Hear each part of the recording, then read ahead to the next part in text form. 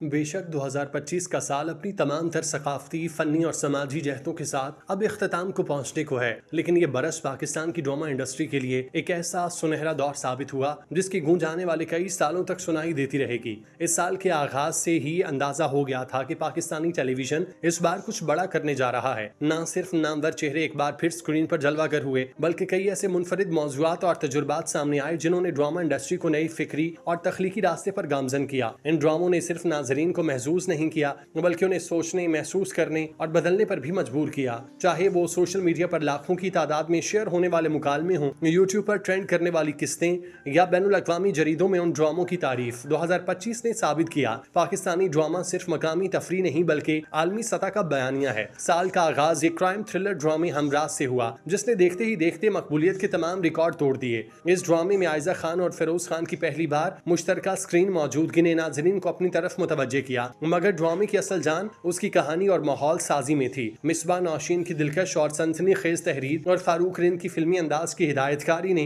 हमराज को एक सादा टीवी ड्रामा नहीं बल्कि मुकम्मल सेंटीमेंट तजुर्बा बना दिया। आमना इलियास और जाहिद अहमद की स्पोर्टिंग परफॉर्मेंस ने भी इस प्रोजेक्ट को मजीद मजबूती बख्शी। हर किस्त के अख्तिताम पर एक ऐसा मोड़ होता जो नाजरीन को झंझोड़ कर रख देता। न सिर्फ ये ड्रामा सस्पेंस से भरपूर था, बल्कि इसमें करप्शन, सियासत, मीडिया और इंसाफ जैसे मौजूआत को भी इंतहाई बारीकी से शामिल किया गया। जियो टीवी पर नशर होने वाला हमराज इस साल के सबसे ज्यादा देखे जाने वाले और डिस्कस किए जाने वाले ड्रामों में शामिल है और नाकदीन ने इसे गेम चेंजर करार दिया। दूसरी जानिब शेर वो ड्रामा था जिसने क्लासिकल रोमानवी दास्तानों के मुतवल्लियों को एक नई उम्मीद दी। सारा खान की तवील गैर मौजूदगी के बाद शोबिज में वापसी और उनका दानिश तैमूर के साथ पहली बार नजर आना एक बहुत बड़ी मार्केटिंग पॉइंट था, लेकिन ड्रामे की असल कामयाबी उसकी तहरीर में छुपी थी। जंजील आसिम शाह की हसास और जज्बाती कहानी ने मोहब्बत को ताकत, अना, इज्जत और कुर्बानी जैसे अनासिर के साथ जोड़कर पेश किया। एहसास तालिश ने हर मंजर को एक तख्लीकी फन पारे की तरह तरतीब दिया। शेर ने इस रवायती कहानियों को एक नया अंदाज दिया, जहां हीरो सिर्फ रोमांस नहीं करता बल्कि अपने असूलों के लिए भी लड़ता है और हीरोइन सिर्फ मोहब्बत की अलामत नहीं बल्कि मजबूत फैसला कुन किरदार के तौर पर उभरती है।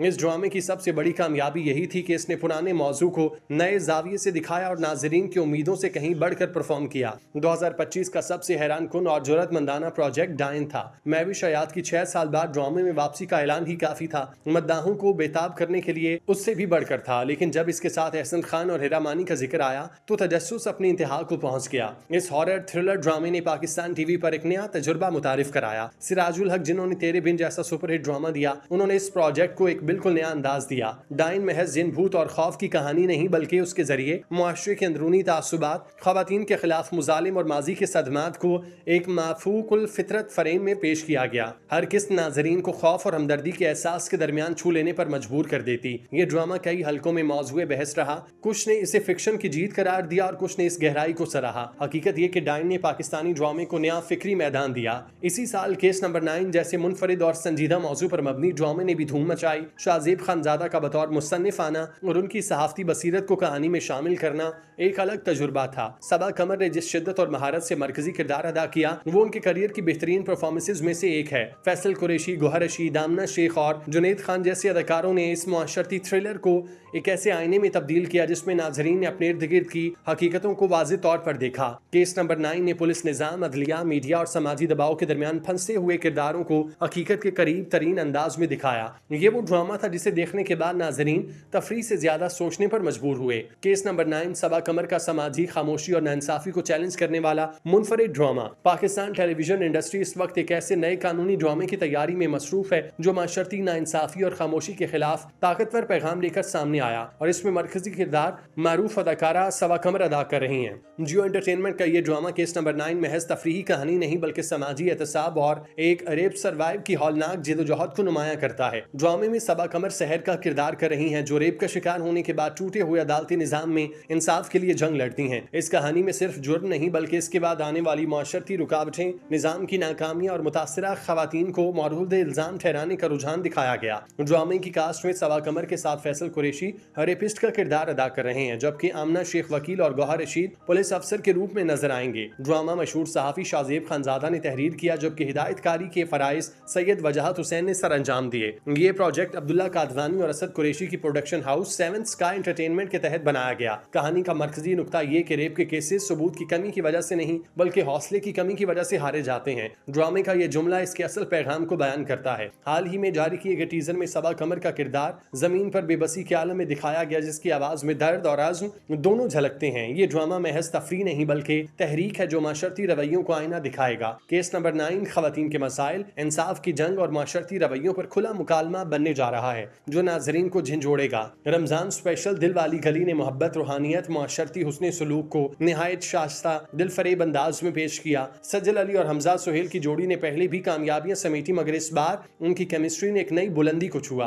काशिफ निसार और जफर मेराज की जोड़ी ने इस ड्रामे को एक शायराना सीरियल में बदल दिया, जहां हर मंजर और मुकालमा एक पैगाम की सूरत इख्तियार करता है। दिल वाली गली ने नाजरीन को रूहानी और जज्बाती सतह पर जकड़ कर रखा। खास तौर पर रमजान के मुकद्दस महीने में नशर होने वाले इस ड्रामे ने खुलूस, मुआफी, फिक्र और मोहब्बत के जज्बात को इतनी खूबसूरती से उजागर किया कि बहुत से नाजरीन ने इसे अपनी जिंदगी बदल देने वाला शो करार दिया। अगर बात की जाए मुकम्मल स्केल के ड्रामा प्रोजेक्ट की, तो सामल यार पिया वो मेगा प्रोजेक्ट है जिसने साल भर की तवज्जो समेटे रखी। फेरोज खान, अहमद अली अकबर और दुरेश फिशान सलीम जैसे बासलाहियत फनकारों ने इस खूबसूरत मोहब्बत और तकदीर की कहानी को लाजवाब अंदाज में पेश किया। हाशिम नदीम ने स्क्रिप्ट में वो सूफियाना गहराई शामिल की जो उनकी पहचान बन चुकी है, और दानिश नवाज की हिदायतकारी ने कहानी के मंजरनामे को जीता जागता बना दिया। सामल यार पिया के डायलॉग, बीजीएम और लोकेशन इस कदर दिलकश थे कि नाजरीन ने उसे विजुअल शायरी का नाम दिया। ये ड्रामा नाजरीन को एक दाखिली सफर पर ले गया जहां मोहब्बत, कुर्बानी और रूहानियत एक हो जाते हैं। मैं मंचो नहीं हूं वो ड्रामा था जिसका इंतजार बरसों से किया जा रहा था,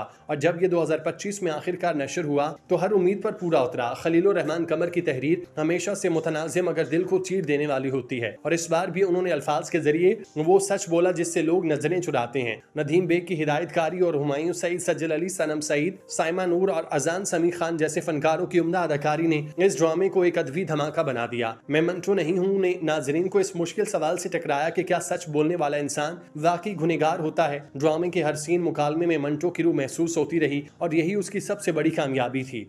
ड्रामा सीरियल मैं मंटो नहीं हूं में जहां साइमा जी, बाबर अली, आसिफ रजा मीर, अजान समी खान ने कमाल अदाकारी की, सबकी नजरें उन्हीं पर जमी थी। इस दौरान मंटो का किरदार देखने वाले समझने की कोशिश कर रहे थे कि आखिर है क्या, वो क्यों ऐसे ही बिहेव करता है। लेकिन पिछली चंद एक साल से मंटो का किरदार ठीक ठाक अंदाज में समझने लगा। जिसको एतराज था कि मंटो के नाम पर ड्रामे का नाम क्यों रखा गया, मंटो का किरदार वीक है, उनको समझ लग गई कि मंटो का किरदार कितना पावरफुल है, और हुमायूं सईद ने उसे किस खूबसूरत अंदाज में निभाया। हाल ही में जो अक्सात गुजरी उसमें मंटो का फरहाद से महमिल को बचाना और हाथ पकड़कर भागना मंटो हुमायूं सईद के करियर के बेहतरीन किरदारों में से एक माना जाएगा। मंटो और महमिल की केमिस्ट्री देखने को मिलती है। खलीलुर रहमान कमर ने कमाल मास्टरपीस लिख छोड़ा, और नदीम बेग की डायरेक्शन की जितनी दाद दी जाए कम है। ड्रामा दस्तक मरीना खान की हिदायतकारी में बनने वाला सादा मगर बामानी प्रोजेक्ट था। सुहाय अली आबरू और अली रजा की जोड़ी ने अपने जज्बाती किरदारों को निहायत निफासत से निभाया। दस्तक ने हमें दिखाया कि किस तरह इंसान अपने माजी, ख्वाहिशात और हकीकत के दरमियान उलझता है।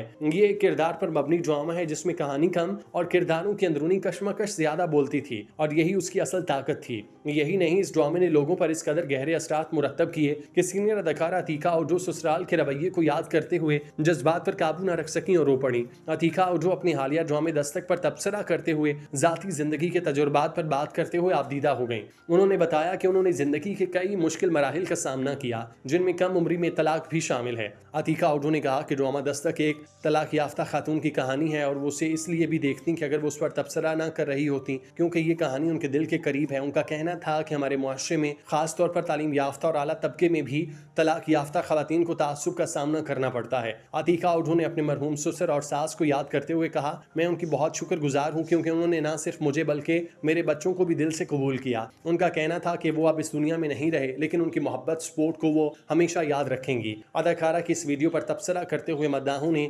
अदीका उर्दू के लिए मोहब्बत भरे पैगामात भेजे, उनके सच बोलने की हिम्मत को सराहा। अब बात करते हैं ना छुड़ा सकोगे दामन, एक रिवायती रोमानी कहानी है, मगर इसमें जो नरमी, जज्बातियत और सच्चाई दिखाई गई उसने इस रवैये से मुनफरिद बनाया। फरहान सईद और किंजा हाशमी की नई जोड़ी ने सोशल मीडिया पर बहुत शोहरत हासिल की। अली मोइन की शायराना तहरीर और असद मलिक की हिदायतकारी ने इस ड्रामे को क्लासिक रोमानी प्रोजेक्ट की सफ में ला खड़ा किया। इस कहानी में वो दर्द था जो नाजरीन के दिलों में पैवस्त हो गया। आखिर में रक्षी स्वीट्स की बात की जाए तो ये ड्रामा एक खुशगवार झोंके की मानित था। सहर खान और खुशहाल खान ने अपने फ्रेश केमिस्ट्री से इस मजाकिया और जज्बाती ड्रामे को दिलकश बनाया। शाहिद शफात ने हल्के फुल्के अंदाज में एक बड़ी कहानी सुनाई और ग्रीन टीवी पर नशर होने वाला ये शो खास तौर पर नौजवानों में बेहद मकबूल हुआ। यूं साल 2025 वो साल बन गया जिसने पाकिस्तानी ड्रामा इंडस्ट्री को नई बुलंदी पर पहुंचाया। हर ड्रामा एक अलग दुनिया, एक अलग हकीकत, एक सवाल था और नाजरीन ने ना सिर्फ इन दुनियाओं को खूब पाया बल्कि उनके असरात को दिल से महसूस किया। ये साल पाकिस्तानी ड्रामों की तारीख का सुनहरी बाब साबित हुआ